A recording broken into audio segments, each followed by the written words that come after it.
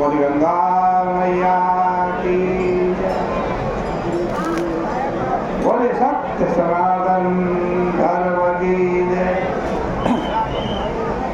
बोले श्रीमद् भागवत महापुराण की जय।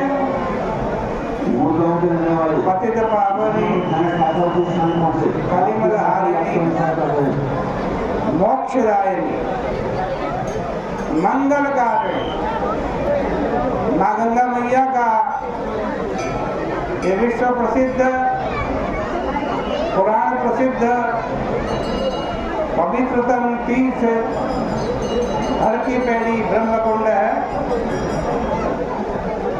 निरंतर श्रीमद् भागवत जी की चर्चा आप यहाँ श्रवण कर रहे हैं। श्रीमद् भागवत जी के दशम स्कंद का 9वां अध्याय चल रहा था।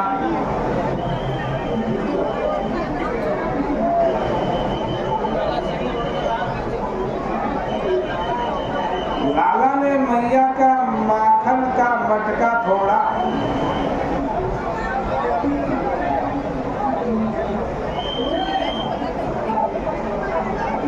उखल के ऊपर बैठ करके बानरों को माखन खिलाया।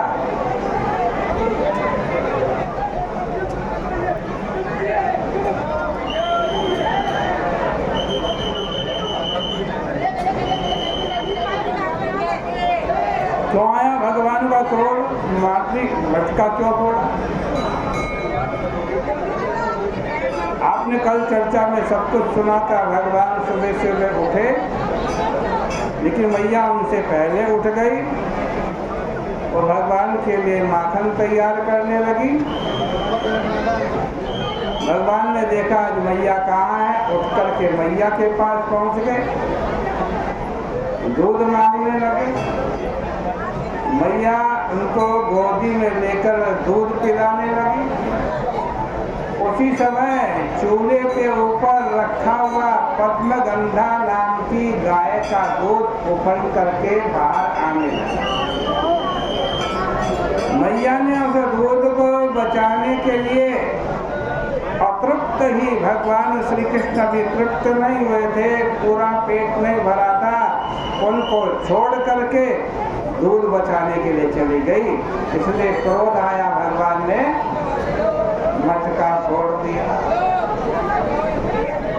एक दिन पुराना माखन आज निकाल करके बानरों को खिलाने लगे। उखल के ऊपर बैठे।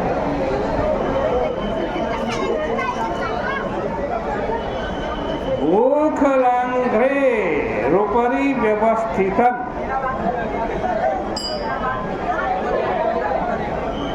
उल्टे उखल पर बैठे।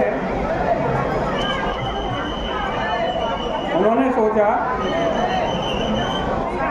यदि बच्चे को मैया अपनी गोदी में नहीं रखेगी तो वो कहाँ जाएगा? उखले रूपरी व्यवस्थितम। उखल में एक शब्द है ऊ के बाद आता है खल।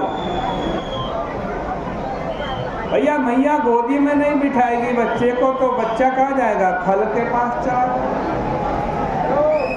खल की संगति करे। अब मैया ने देखा कि ये तो खल की संगति कर रहा है, उखल पर बैठा। छड़ी उठा करके कहा मैं सब कुछ सहन कर सकती हूँ, लेकिन खल संगति न सही। मेरा बेटा दुष्ट की संगति में, खल की संगति में आए, वो मैं सहन नहीं कर सकती। और इतने में श्री कृष्ण उखल पर खड़े होकर मरकाय कामम ददत शिचि स्थितम, बंदरों को माखन बांट रहे। मानो यह बता रहे हैं कि देखो जब कभी गुस्सा आ जाए ना, गुस्सा तो दान जरूर करना चाहिए, क्योंकि क्रोध का दोष मिटाने के लिए दान ही सबसे बड़ा साधन है।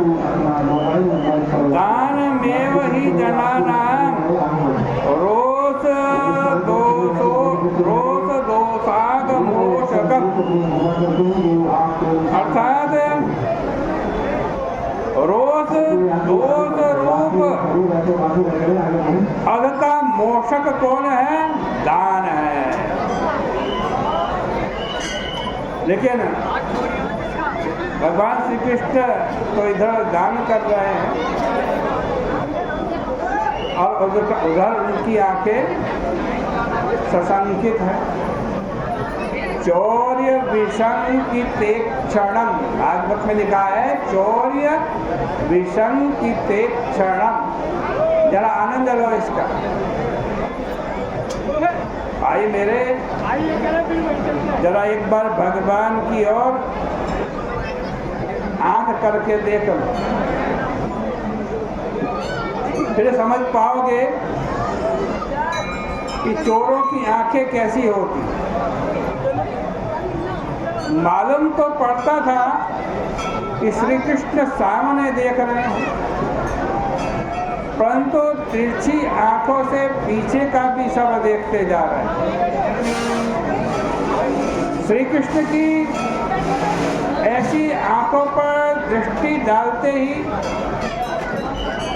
उनकी ओर आपका मन स्वतः लग जाए।